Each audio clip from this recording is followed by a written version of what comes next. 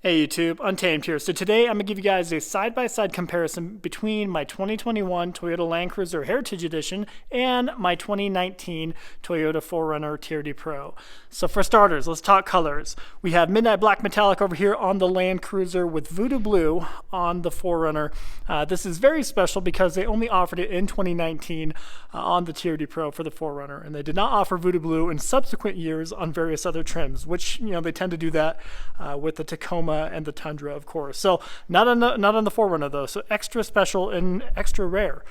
The Land Cruiser here sports the 5.7 liter V8. We've heard about that plenty. I've geeked out about it plenty. Over here we get the 4 liter V6. Both of them are perhaps the most reliable, right? They have the best reputation for being reliable, easily getting 250,000 miles, 500,000 miles notoriously for the 5.7 liter V8. Same V8 that goes in the Tundra, but this one is the V8 that's produced out of Japan. So both of these are made in Japan, but the Tundra's V8 is made in the United States. So that's kind of a difference, and people would argue that there is some subtle differences that make this even better and higher quality. Some people have made that arguments before.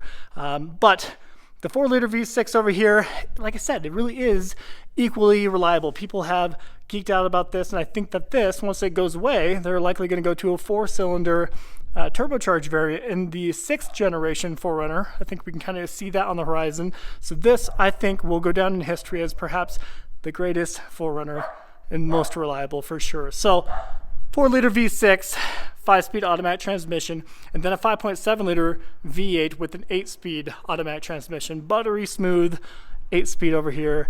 It really is extremely comfortable and very smooth to drive. Smooth linear power delivery on both of them, really.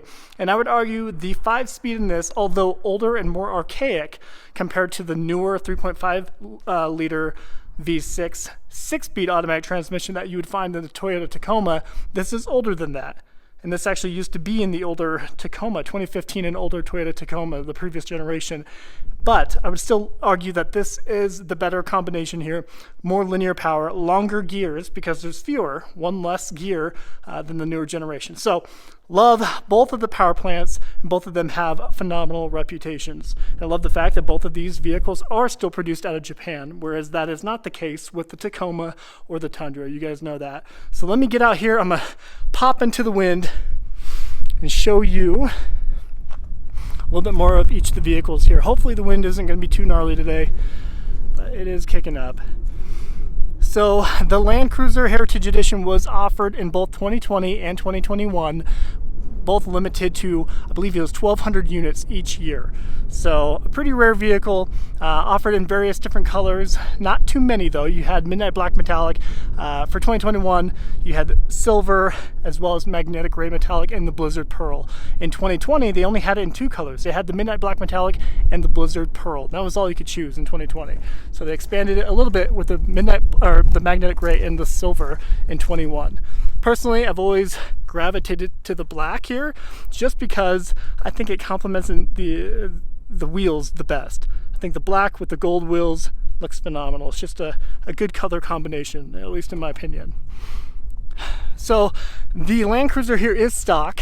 Let me make that clear for those of you who don't frequent the channel. Stock Land Cruiser, they're about the same height. The Land Cruiser might be a ½ inch higher with the Yakima Mega Warrior roof basket up there, whereas we do have the Westcott Designs perch lift kit on the 4Runner over here with some larger tires. So we got some 285s on the 4Runner over here. So 285, 70, 18s.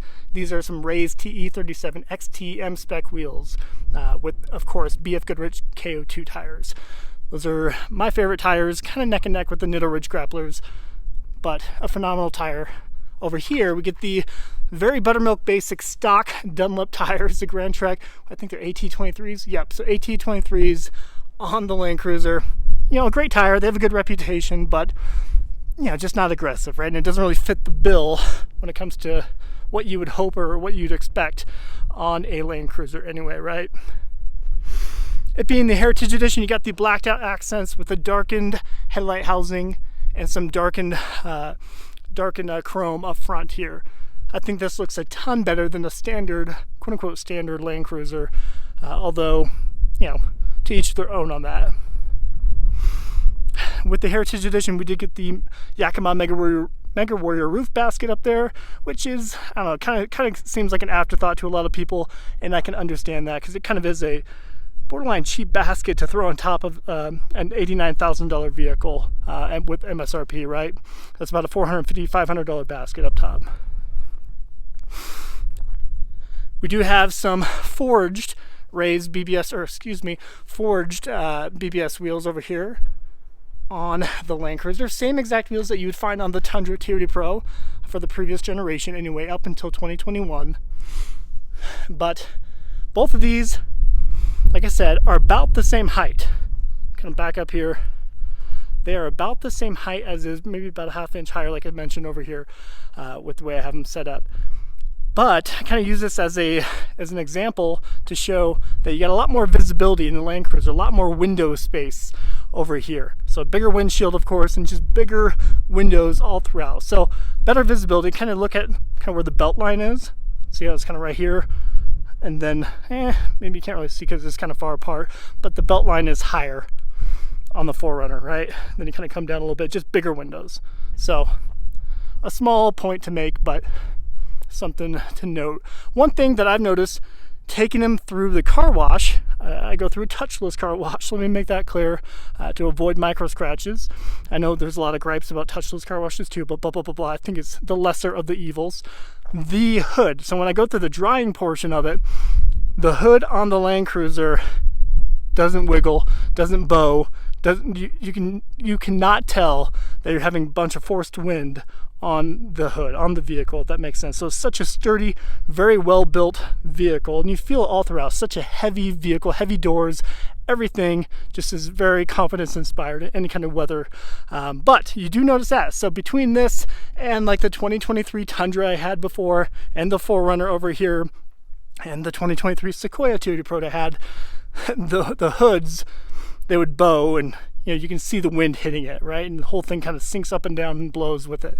Whereas this, super sturdy, you can't even tell you're in a wind tunnel at that point. So love this, and it's just another reminder of how well it's built. The 4Runner though is almost half the price of that. And well, it is half the price of them nowadays. So if you're going to get a equally low mileage 4Runner TRD Pro, a brand new one, or a very low mile, close to new Land Cruiser over there, you're going to be spending nearly double what you would spend, what you'd spend on a 4Runner TRD Pro, which is pretty baffling. So I mean, for that reason alone, yeah, I would always recommend the 4Runner to most people, just because you know you're getting a phenomenal vehicle, still made in Japan, excellent reliability, and just a ton of fun to drive. So I don't know. This has always kind of been my primary recommendation for folks. They both have very iconic side profiles between the two of them, which I absolutely love.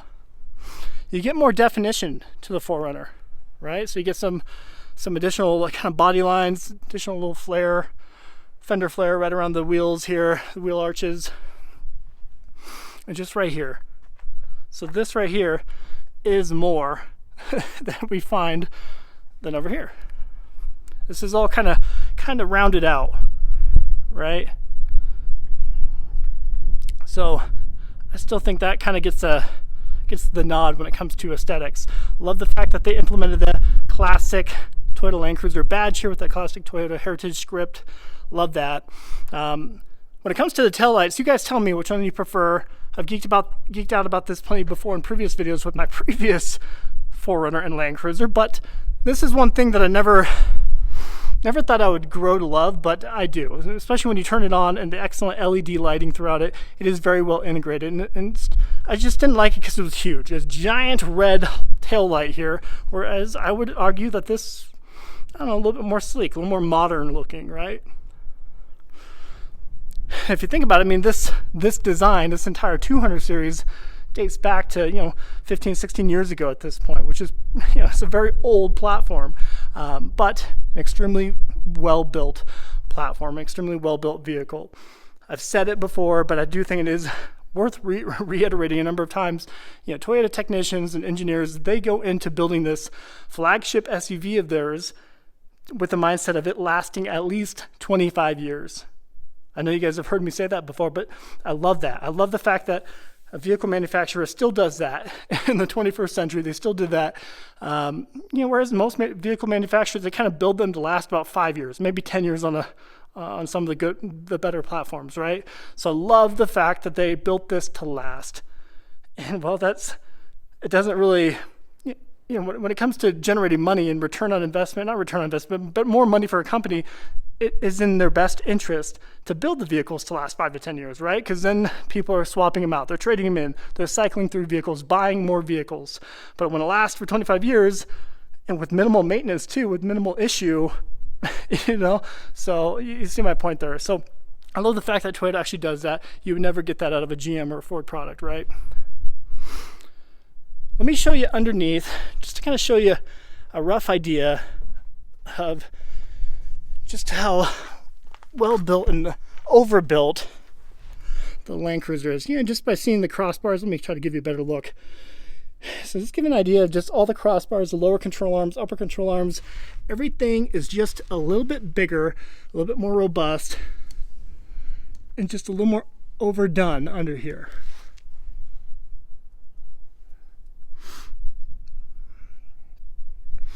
I do prefer the fact that this has the KDSS, so Kinetic Dynamic Suspension System, which is proven better for off-roading, right? So it allows for much better wheel articulation, much better because it allows you to disconnect the sway bars as you dip into a hole or a pothole or any kind of bump, which is perfect for off-roading.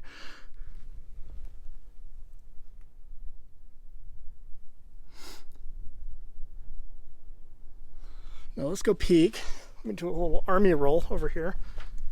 So I do have rock sliders. These are Westcott design rock sliders with a kick out, flat, Dom, TIG weld, excellent. The top of the line sliders, and I love these. So shout out to Westcott. He's a good dude too. All right. So now when you look under here, everything is just like this is not as wide, right? I could not get my hand around this on the far side there on the Land Cruiser. So everything over here, even just this, right? So if you rewind, look back on the Land Cruiser. The Land Cruiser is just much more overbuilt and more robust over there. We do have the Fox TRD tuned suspension over here, which is phenomenal for higher speed off-roading. So if you're like cruising down a gravel road with a lot of potholes or bumps, it'll absorb everything exceptionally well. But the KDSS is notoriously better for slower off-roading. One important thing to note as the difference between the two of them is the Land Cruiser is full-time all-wheel drive, right? So full-time four-wheel drive, excuse me. Whereas this is, you put it in a four-wheel drive. It's a manual selection. And I'll pop in here and show it to you. But I think that kind of adds to the confidence-inspiring drive to the Land Cruiser, it being that full-time four-wheel drive. Whereas, you pop it in, you're traditionally like a truck in rear-wheel drive until you actually manually put it into four. We do have your fake hood scoop up here, a couple more little looks up front and on the exterior before we jump in. Love the headlights. I've always been a fan of the front end of the 5th generation 4Runner here. Heritage Toyota script up front. No radar system up here, and Toyota Safety Sense was implemented in 2020 for the 4Runner here. No, free-flowing air ducts here. Got a lot of faux-looking vents, which is unfortunate. But again, it's a 4Runner, right? You don't need to expect that. And then there is your TRD skid plate up front. So love that. It always looks great. Okay, let me show you the front of this one. So a little less flashy. The Land Cruiser always appealed to a very different demographic than the TRD Pro models, right? Got some tow hooks. Something you do not get on the 2022 and up Toyota Tundra, nor do you get it on the 2023 and up Toyota Sequoia, which is unfortunate.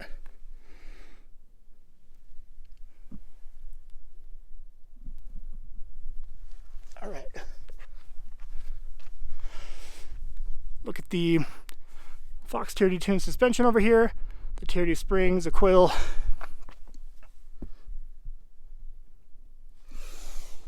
Let's hop in. We do have extremely dark tint over here. This is 5% window tint.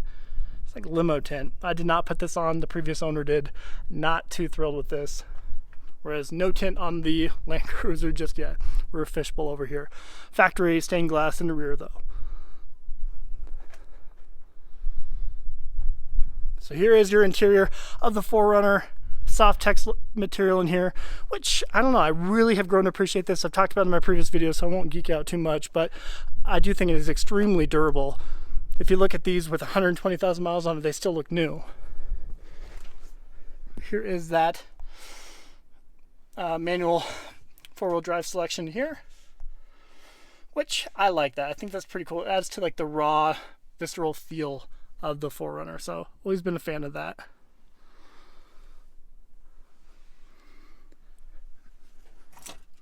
It being a 2019, we do have a standard key, which, you know, is one less thing to break, per se, so I think a lot of people can appreciate that. A pretty low resolution center screen there, pretty awful. Fired up. High resolution down here, but still kind of a dated system. Let's pop over to, excuse me, let me show you real quick the back seat. Bop, bop. Not a ton of space. Tan headliner, standard sunroof over here. I do have the blacked out emblem cover overlays here. Hopefully we're okay. Yep, we are.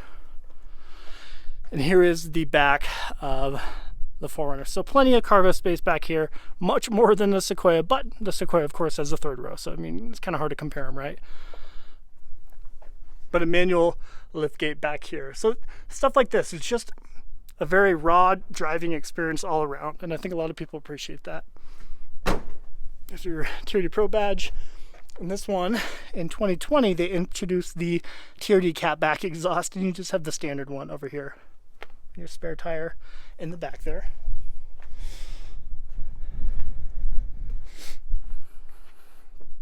Let me show you back end over here. One other difference is you do have the gas cap on the right hand side of the Land Cruiser, then on the 4Runner you have it on the left hand side. You have the split hatch on the Land Cruiser, which a lot of people appreciate that. I've grown to really love that. I've talked about it a number of times in the past, but I love the fact that you got the tailgate here. This is perfect for watching fireworks or hanging out with the family. We went to a car show last year, and we sat on the back of the Land Cruiser that we had at the time. It was awesome. This is my first third row Land Cruiser, and it's proven to be perfect for the family so far. We are a family of 6, so we got 3 littles right there in the second row, and then the oldest back here. She'll jump back here in the hatch.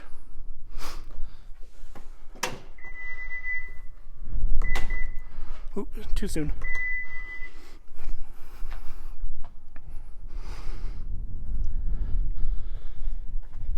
Show you the back seat first. A little bit more room, a lot more headroom, so a noticeable amount of headroom, and your entry point is less, I don't know, less cramped, if you will, in this. So a bigger entry point getting into the Land Cruiser here, which is a ton better. A plush feeling leather interior with the bronze stitching for the Heritage Edition. All weather floor mats in here. Got some pretty chic wood trim throughout it, which kind of makes it look like a grandmobile. We do have the darker, kind of a suede-like material for the headliner, which is great. Then the business end here.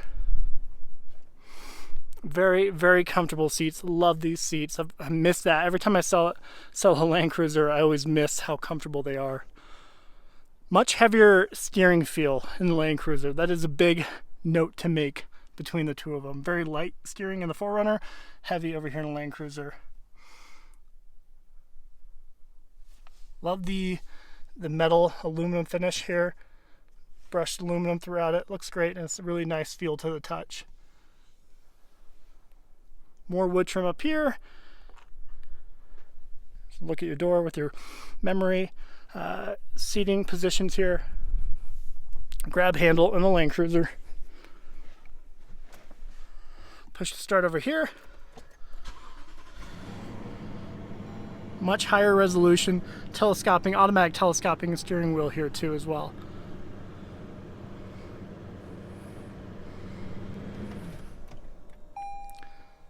So a very comfortable, extremely nice visibility all throughout it, which I really appreciate. Shut the door here, sorry. So just phenomenal visibility.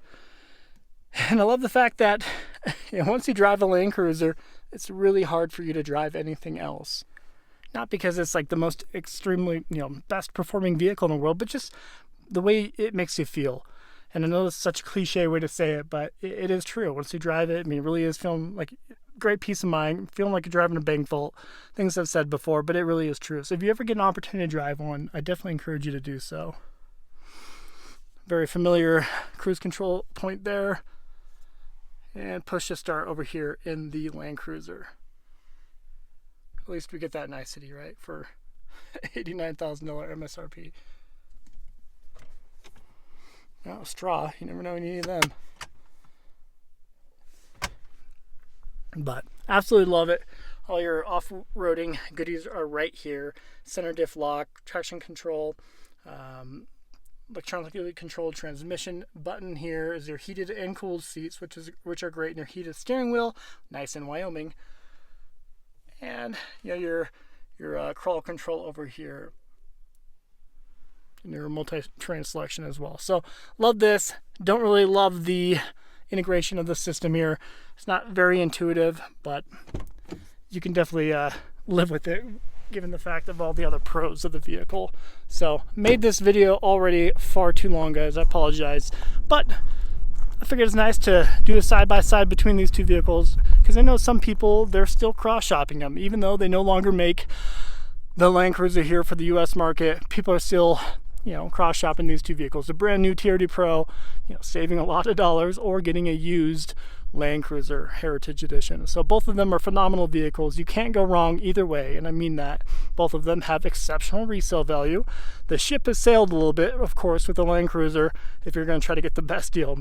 I'm living proof of that. I just paid a crap ton for this. But there really is no other vehicle that I would feel good about bugging out in, right? So if that Judgment Day ever comes around, any kind of craziness like that, I know that this vehicle will be suitable for my family to get into and quote unquote bug out. I know some people are always kind of half prepared for that.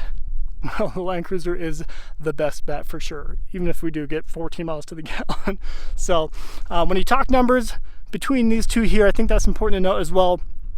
Each year they sell well over 130,000, 125,000 plus 4Runners in the North American market.